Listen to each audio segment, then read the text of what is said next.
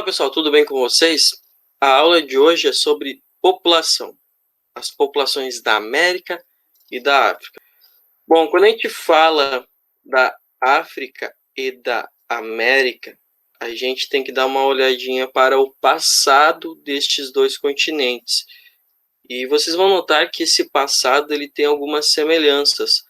Tanto a África quanto a América foram colonizadas pelos europeus. Na África, apenas dois países não foram colonizados. A Etiópia, que basicamente resistiu, e a Libéria, que foi comprada literalmente pelas pessoas que lá viviam para não ser escravizado. Quanto à América Latina, a gente sabe que ela foi basicamente colonizada por espanhóis e por portugueses. Alguns lugares teve colonização francesa, teve colonização inglesa, teve colonização holandesa, como Suriname, aqui na América do Sul.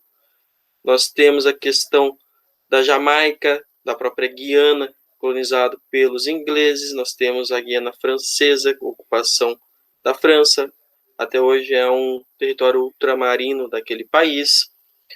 Enquanto a colonização inglesa predomina na América anglo-saxônica, Canadá e Estados Unidos. América Latina, pessoal, são os países que falam idiomas de origem latina, como o português e o espanhol predominantemente, mas também entra ali francês, italiano, por exemplo. Já a América anglo-saxônica são países que falam idiomas de origem anglo-saxônica, como o inglês. Enquanto a África foi dividida num acordo lá em Berlim, que cada potência europeia ficou com um pedaço. Por exemplo, a Alemanha não gostou muito dessa divisão. E quem é que se destaca ali na ocupação além da Alemanha? Nós temos principalmente Inglaterra e França. Tem a Bélgica também. Portugal, tem muitos países ali na África que falam o idioma português.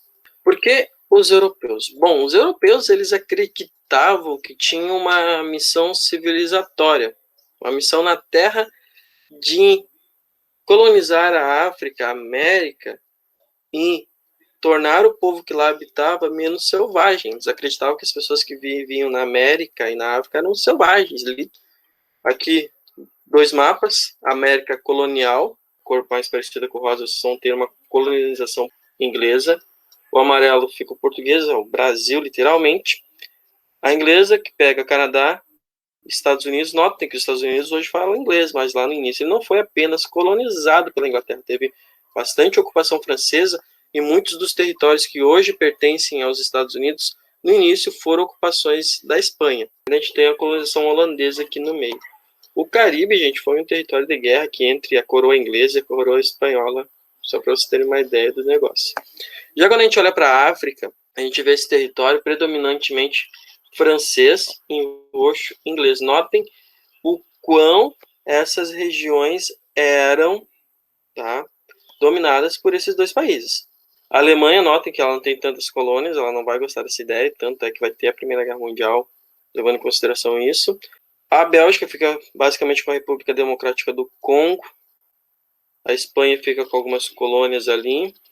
E nós vamos ter ainda alguns países independentes, que o Egito é um dos primeiros a se tornar independente depois da Libéria e da Etiópia. Questão linguística. Tanto a América quanto a África foram colonizados por europeus. Então, uma proximidade muito grande entre esses dois continentes é o idioma em comum. Países de colonização francesa tendem a falar francês. Países de colonização inglesa, por exemplo, como a África do Sul, lá na África, fala inglês. E os Estados Unidos aqui na América tem o inglês. O Brasil tem o português, tem Cabo Verde, Angola, Moçambique falam português. Por que isso acontece, pessoal? A maior parte dos povos nativos dos países foram exterminados. Muitos dos que sobreviveram foram obrigados a aprender o idioma do colonizador. Em algumas partes da América, como os Andes e na Amazônia, em algumas tribos da África, os idiomas locais são conservados com um certo grau de ameaça. Daí a questão natural do lugar, né? A dificuldade de acessar. A influência externa não é tão forte. E eles, assim, conseguem manter seus costumes.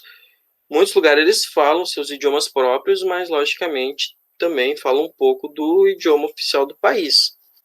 As línguas oficiais do Brasil predominam o português, Aqui no Canadá tem essa questão do inglês e do francês, porque tem a província do Quebec, que fala o idioma francês, que é uma província separatista, ela quer separar, quer se tornar um país. Vocês veem um predomínio aqui da América espanhola, o espanhol. Alguns países falam idiomas locais, como o Paraguai com o idioma guarani. Quando a gente vai para a África, olha a grande influência que vocês têm. Tem muita questão ligada ao árabe. Essa parte aqui da África, além da colonização, tem uma influência aqui do Oriente Médio. Vocês vão ter o francês muito presente, o inglês predominantemente aqui no sul. A Somália que preserva um pouco do seu idioma, o somali. Porém, vejo que tem um pouquinho de espanhol aqui. Olha os países em português: Cabo Verde, São Tomé e Príncipe, Angola, Moçambique. Madagascar, aquela ilha famosa, foi colonização francesa. Aqui os países então que falam o idioma português, além dos citados ali na África. E o Brasil nós temos lá no cantinho da Ásia, uma pequena ilha que é dividida entre Indonésia e esse país aqui, o Timor-Leste.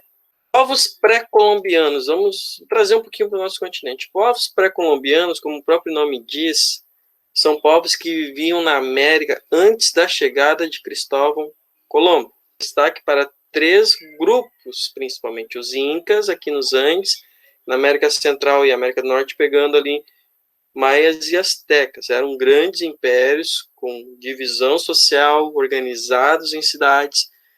Porém, nós sabemos que tem muitos outros grupos, aqui no Brasil várias tribos indígenas, nos Estados Unidos também. O que acontece com elas? Sucumbem à força do colonizador. O europeu estava mais acostumado à guerra, tinha poder bélico e trouxe também muitas doenças que acabaram então exterminando os povos nativos do continente americano.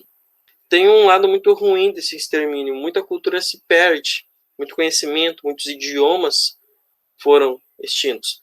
Alguns idiomas ainda são preservados novamente pela localização. A floresta amazônica é um dos lugares do mundo que mais tem diversidade em idiomas que muitas vezes são desconhecidos. Aqui os grupos étnicos, vamos lá, começando lá por cima, alguns grupos que a gente meio que não fala às vezes do que aconteceu com o Canadá e com os Estados Unidos. Vocês vão ter os esquimós Aleut, nessa região aqui. Vocês vão ter o Nadene, outro grupo. Por que esses aqui são meio que diferentes, pessoal?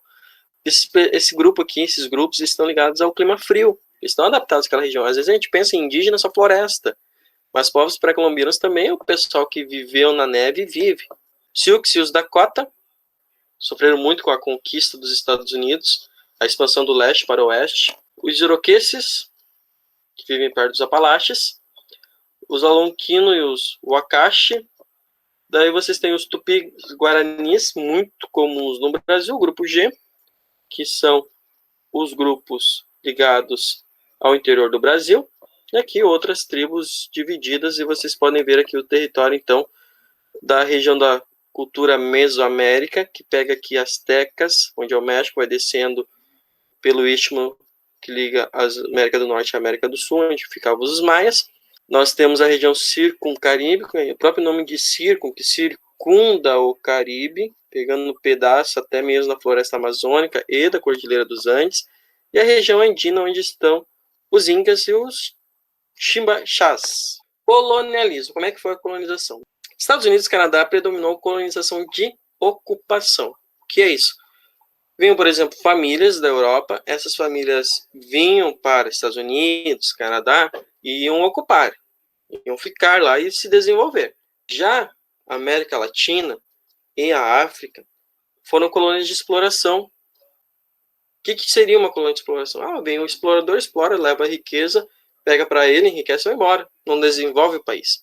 Isso, logicamente, a longo prazo, refletiu na construção social e econômica dos países. Consequências do colonialismo, como vocês podem ver, hoje Estados Unidos e Canadá são grandes potências, tá? Mas não significa que eles não têm os problemas deles, principalmente os Estados Unidos. Então, os países da América Latina e da África são as nações em desenvolvimento. Significa que ainda estão num processo de desenvolvimento econômico e também social.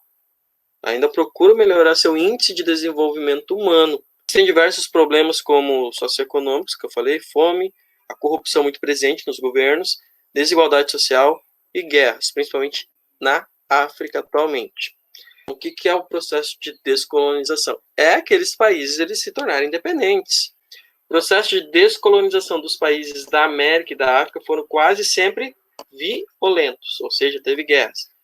Estados Unidos conseguiu em 1776, depois de uma guerra civil.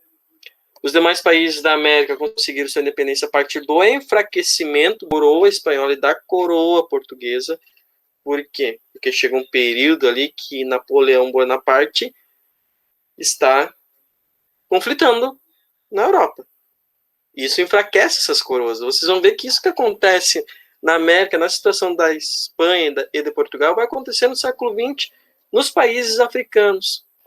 Já os países africanos conseguiram sua independência pelo mesmo motivo, guerra. Porque agora, os ingleses e os franceses estavam sendo atacados durante a Segunda Guerra Mundial, estavam em guerra. Então eles não tinham como controlar muito suas colônias e o seu poder acabou sendo enfraquecendo, dando assim poder às suas colônias em irem buscar a sua independência. Parem as datas. Por exemplo, o Brasil só foi ser independente em 1822. Bom, pois bem, olhem aqui como foi a descolonização dos países africanos. Olha o período. Tudo pós Segunda Guerra Mundial, exceto o Egito, em 1922 aqui. Guerra por independência. Onde teve guerra. Moçambique, Angola. No caso de Moçambique e Angola, lembrando que Portugal foi um dos últimos países a conceder a independência das suas colônias. E por que teve guerra ali? O período que Angola e Moçambique se tornaram independentes era o período da Guerra Fria. Tinha influência tanto dos Estados Unidos quanto da União Soviética. Conexões culturais e étnicas. Além de serem interligados pelo idioma, a conexão é bem mais ampla. A descendência africana nos povos americanos é muito forte, o que fica perceptível na população e na cultura, como danças, música, culinária. Tem a capoeira no Brasil, tem toda aquela culinária africana. E o Brasil é o país fora da África mais africano, tem a maior descendência. Vamos falar um pouquinho da África. Olhem esses dois mapas. Esse é uma divisão, vamos dizer assim, quase atual. Não tem aqui a divisão do Sudão com o Sudão do Sul. Olha a divisão étnica. Quando tu faz essa divisão aqui e não respeita os limites étnicos do continente africano, tu acaba separando famílias, às vezes, tu acaba juntando grupos rivais. E depois de anos de colonização, quando esses países conseguem sua independência, vai ter conflito, vai ter morte. Tá? Com a divisão política feita pelos europeus, grupos rivais ficaram no mesmo território e muitos grupos foram divididos. Isso causou uma série de problemas, como guerra e genocídios, como ocorreu em Ruanda no conflito entre Tutsi e Hutus. Por que ocorreu esse conflito entre Tutsi e Hutus? No início do século XX, a Bélgica ocupou Ruanda e acabou transformando a minoria Tutsi na classe dominante. Quando Ruanda se torna independente, os Hutus vão para cima, exterminaram os Tutsis. Era um país que tinha um pouco mais de 5 milhões de habitantes, se eu não me engano, e quase 1 milhão de pessoas morreram. Sim, morreu 1 milhão de pessoas num país como a China, que tem 1 bilhão e 400 milhões, é uma coisa. Agora, quando tu tá ali de 5 milhões para tu perde quase 1, tu perde uma porcentagem muito grande da sua população. Então, Ruanda demorou muito tempo para se reconstruir, está em reconstrução, sérios problemas étnicos. Tem um filme chamado Hotel Ruanda que mostra um pouco desse grande genocídio promovido por um conflito étnico, em relações com a forma que aquele país foi colonizado. Não é só em Ruanda que isso aconteceu. Nós temos conflitos em Serra Leoa, ligados ao diamante, nós temos a questão do apartheid na África do Sul, Moçambique e Angola, Somália, conflitos que simplesmente são ligados à forma que o continente foi colonizado. Ele foi sempre explorado, sempre esquecido, e o colonizador chegou assim, uma hora abandonou e deixou aquilo lá, se virem. A África continua sendo explorada. Enfim, suas riquezas não ficam lá, o dinheiro continua indo para fora. A África é muito rica em petróleo, muito rica em coltão, mineral que a gente usa nos telefones, em natureza, em problemas ligados aos conflitos, às doenças, o acesso à medicina, à educação, travam o desenvolvimento do continente. Um forte abraço Até mais.